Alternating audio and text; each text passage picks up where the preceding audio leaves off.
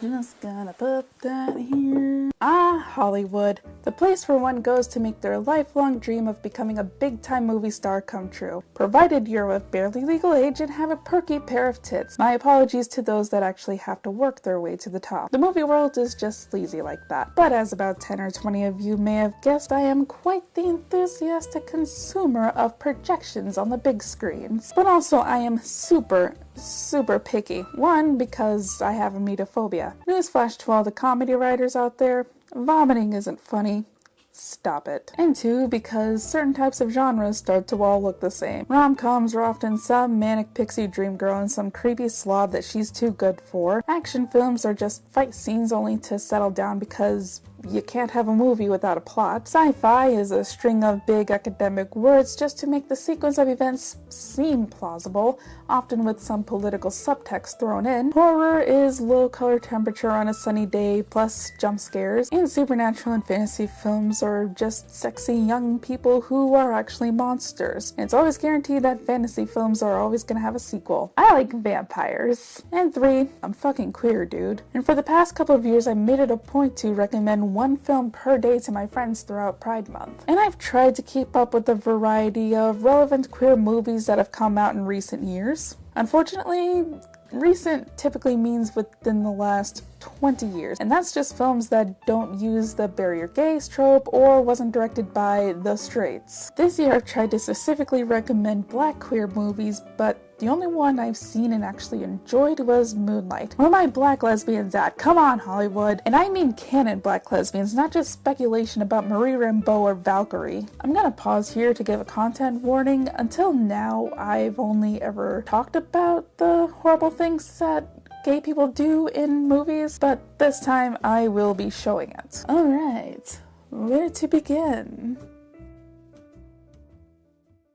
As I've discussed in past videos, it's no secret that gay people have always been around, probably about as long as humanity itself. The first motion picture, however, was created in 1887 by a Frenchie named Louis Leprince. It's a short film of this man walking around a corner, appropriately named Man Walking Around a Corner. Now I put motion picture in quotes because this is really just a string of photographs put together. Kind of like the live action version of stop motion animation. In a way, movies still are kind of like that. But the first actual motion picture is credited to workers leaving the Lumiere factory by another Frenchie named Louis Lumiere. The French invented movies, who'da thunk it? Here in the US, motion pictures got their start in a small town in New Jersey, of all places. But thanks to California's early 20th century copyright laws, Los Angeles became the movie capital of the US.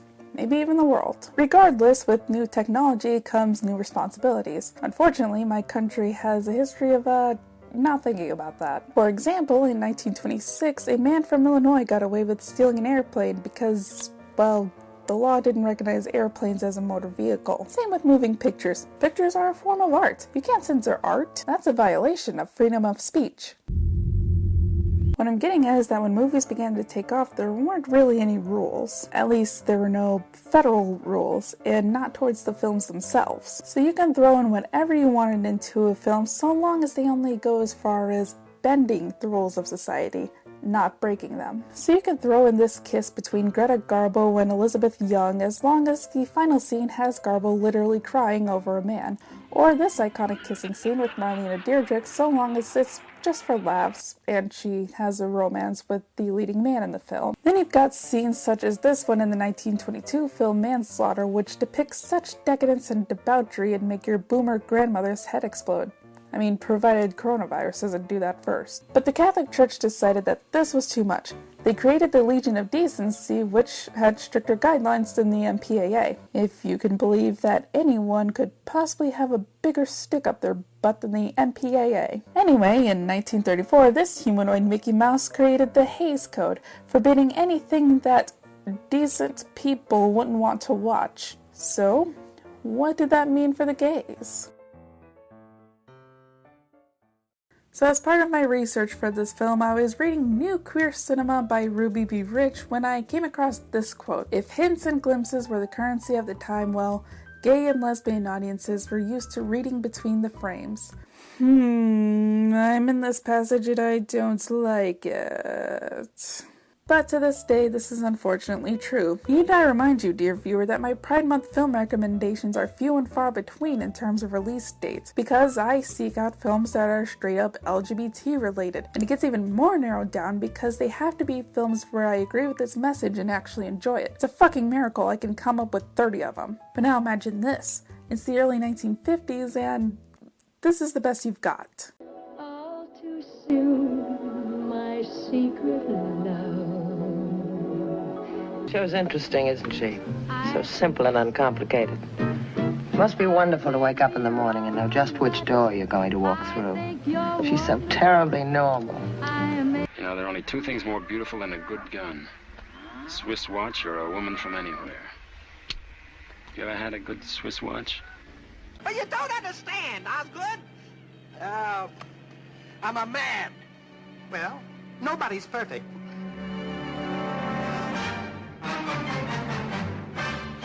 Hints and glimpses indeed, my gays, and we eat this shit right up. And for a long time this meant relying on tropes, which I'll get to later. It was a bit more obvious before Haze. For example, this scene in Behind the Screen where Charlie Chaplin makes out with a boyish-looking woman, and a man catches a glimpse of this and starts mocking the gestures of an effeminate man, implying that Chaplin is queer. Chaplin takes offense to this and kicks the guy in the butt. After Haze, there were films like Rebecca and Dracula's Daughter. The women in these films aren't canonically attracted to other women, but I mean, come on.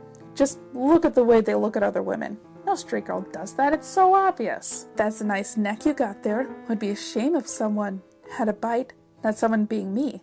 'Cause I'm a vampire. Oh, you're here to replace my master's wife? You mean my lover? I'm going to show you her underwear drawer just to show you how much she meant to me. For a straight, decent audience, this goes right over their heads. Countess Maria Zaleska is just a bloodthirsty monster, and Mrs. Danvers is just an obsessive psychopath. To be fair, Rebecca was directed by master of suspense Alfred Hitchcock. Now you might be thinking that this is how it got past the censors, and you're not wrong, but also, spoiler alert, in both films, the women die in the end. In fact, a lot of people die in the end. A lot of queer-coded characters die in the end. Now I will say tropes aren't always a bad thing. In fact, some of them can be hilarious. My favorite is a specific writing trope: arson, murder, jaywalking. This is when a character lists a series of crimes, each increasing in intensity, but just for laughs, the author made it a point to make a weak finish. For example, He's a woman! And the wifey! Well, why does anyone start a cult? Wealth? Power? Eternal youth? To get back at people you knew in high school? If you two don't mind, I'm going to bed before either of you come up with another clever idea to get us killed. Or worse, expelled. She needs to sort out her priorities.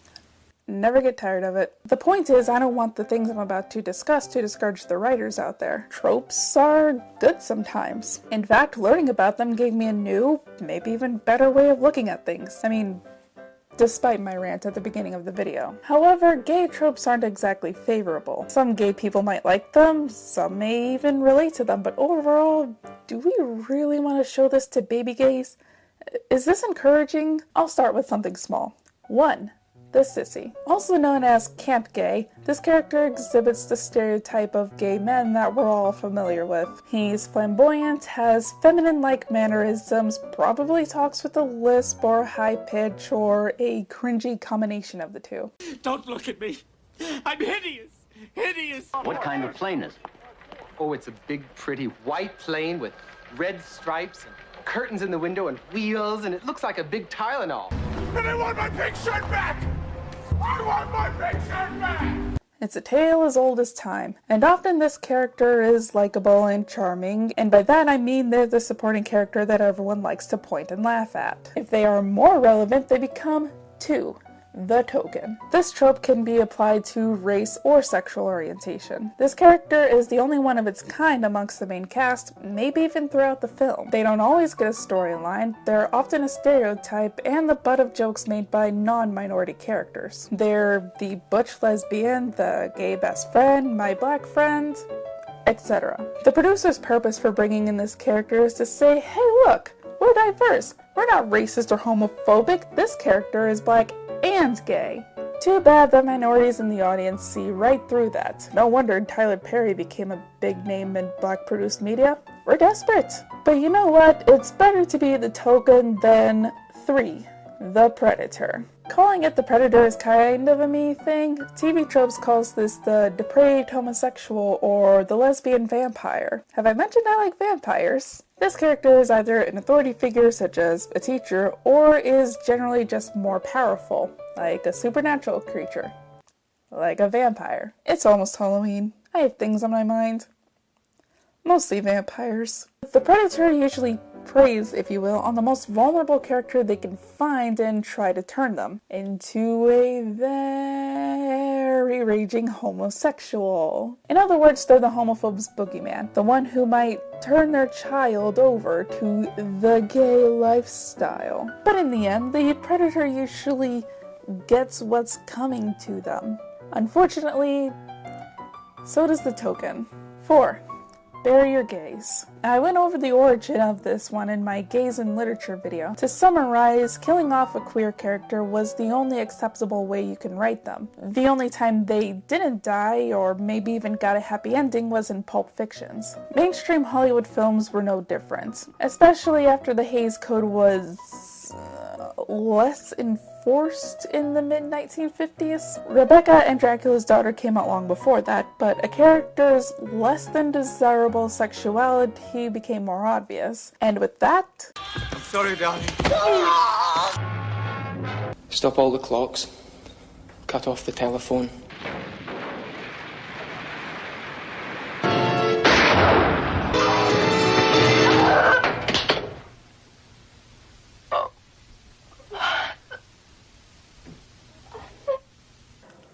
I'm not gonna lie, friends, that was not fun to put together. I should hope now you can see why gay people get kind of pissed off when they see this. Because the character is often the token, it ends up being the only character that we can relate to. Imagine seeing yourself in a character on screen, only for that character to get killed off. Now, imagine that happening every single time you see a relatable character. As Armistead Maupin said in the documentary The Celluloid Closet, I felt that something dreadful was going to happen to me, something that I wouldn't be able to turn back once I'd actually had sex with another man, and that the end of that road would be suicide.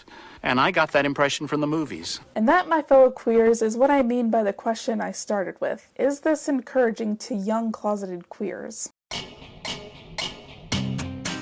In New Queer Cinema, Rich talks about how gay films have started to follow the same type of formula. Gay angst, coming out, find a partner, roll credits. And I kind of don't blame them for saying so. You can find it in pretty much every fictional film I recommend during Pride Month. Love, Simon, a favorite of mine, follows that exact formula, as does another favorite of mine, but I'm a cheerleader. Imagine Me and You doesn't necessarily have a big coming out scene, but it's still angsty and romantic. I gotta be honest, I'm into that sort of plot. I mean, I read Disobedience and I saw the film, and I liked the film better, mainly because of the implication that Estee's gonna leave her husband for Ronit. At least that's how I read that final scene. Don't burst my bubble in the comments. But I'm a non-binary gay millennial that grew up in the suburbs of Lynchburg, Virginia. I was in my early 20s when Obergefell v. Hodges happened. The idea of having a happy ending with the love of my life is still fairly new to me. And to top it all off, when I was writing this video, Ruth Bader Ginsburg died, so now I live in fear of all of that being taken away again. So these cheesy queer comms are a ray of hope for me. But barring the idea of a total waste of a human sperm cell taking RBG's place,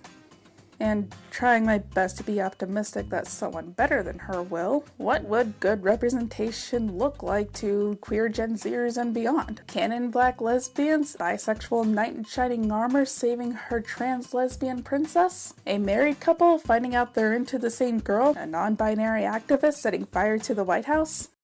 The possibilities are endless. Actually, they always have been. There were just too many rules. But now, there really aren't any rules. So, any queer writers watching this, what the hell are you waiting for?